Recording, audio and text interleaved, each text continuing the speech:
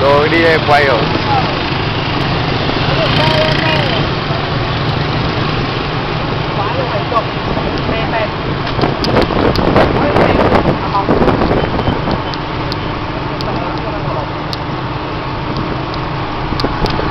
Chúng con cầm được không?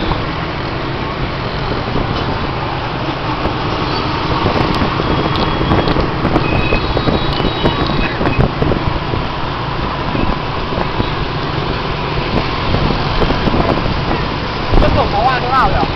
Khu nhà xe. Trước đối diện cái chỗ nào bắn mấy diều ấy.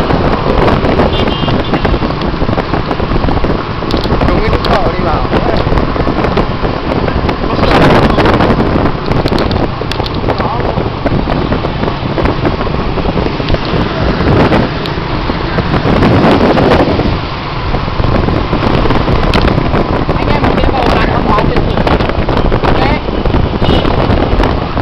Mà hỏi bắn pháo hoa đâu biết địa điểm, chiều đi cho dễ.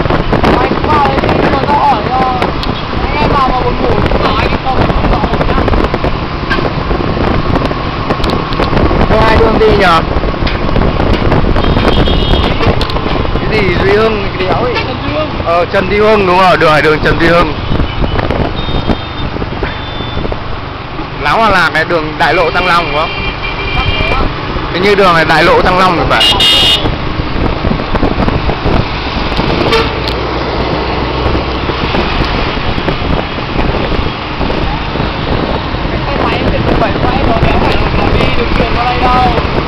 Nó đi cái xe giường nằm ấy, xong rồi nhét xe máy ở chỗ để đồ, chỗ để đồ nhét được 4 cái xe máy.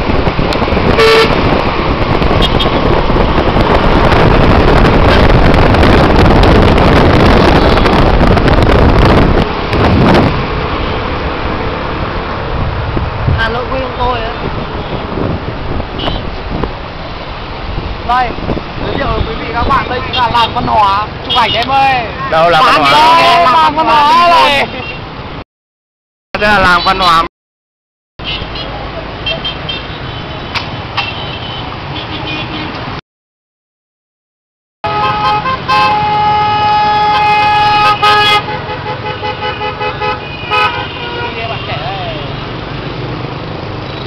Anh quay hành trình rồi.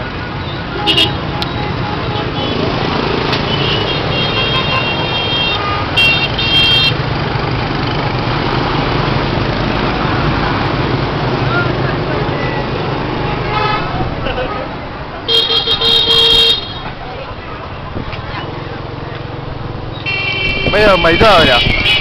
Bây giờ là 9 giờ đúng. Bây giờ là 9 giờ đúng.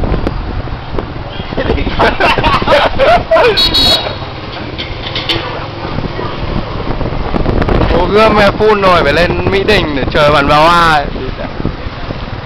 Đang nói 8 giờ sáng cái máy quay. Anh em về xem lại cho vui. cũng được thôi. Mất công đi quay lại chứ.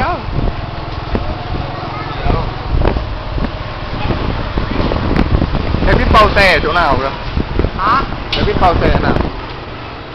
Cái gì? Em biết dừng lại cái này để quay tiếp như nào cơ? Gắn cái nút. Em biết nút nào? Bên đây nó bảo bao xe là cái nút ở giữa. Em biết nút nào? Ít mẹ ơi. Ai đúng hiểu biết. À, đây hả?